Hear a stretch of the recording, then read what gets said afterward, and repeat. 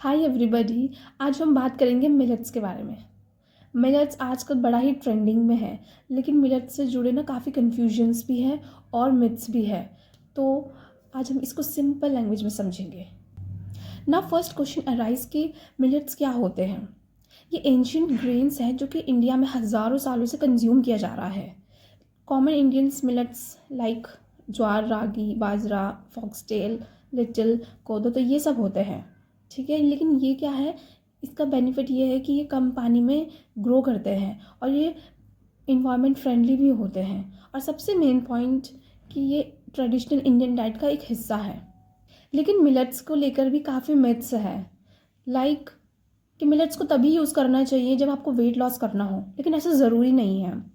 Adult, children या एडल्टली, इन सब के लिए ये हेल्दी होता है, क्योंकि मिलेट्स में complex carbs, protein, fibre, minerals like iron, calcium, magnesium, ये सब चीज़ें होती हैं जो कि ओवरऑल हेल्थ को सपोर्ट ही करती है। अब जो सेकंड मिथ है वो ये है कि जो मिलेट्स होते हैं वो डाइजेशन प्रॉब्लम करते हैं, क्योंकि वो हैवी होते हैं और फिर इससे पेट खराब हो जाता है। बट फैक्ट ये है कि अगर आप इसे गलत तरीके से पकाओगे तो ये डाइजेशन प्रॉब्लम क्रिएट कर सकता है। So according to NIN, national institute of nutrition, ये सजेस्ट करता है कि मिलेट्स को पहले सोक करें फिर यूज़ करें। इसमें प्रॉपर कुकिंग होनी चाहिए। शुरुआत में आप मिलेट्स को स्मॉल क्वांटिटी से स्टार्ट करें, क्योंकि इससे जो डाइजेशन है ना वो बेटर होता है। अब थर्ड मिथ की बात करते हैं हम लोग कि मिलेट्स जितना ज़्यादा उतना बेटर, लेकिन ऐसा नहीं है।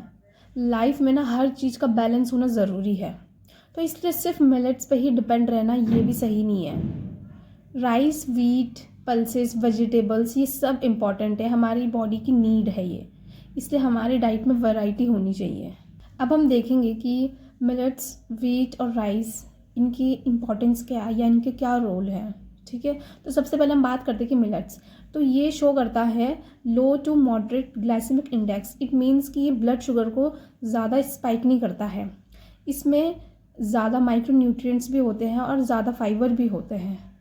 अब जो राइस और वीट है ये इजीली डाइजेस्टिबल तो होते हैं, ठीक है, but it's a good source of energy.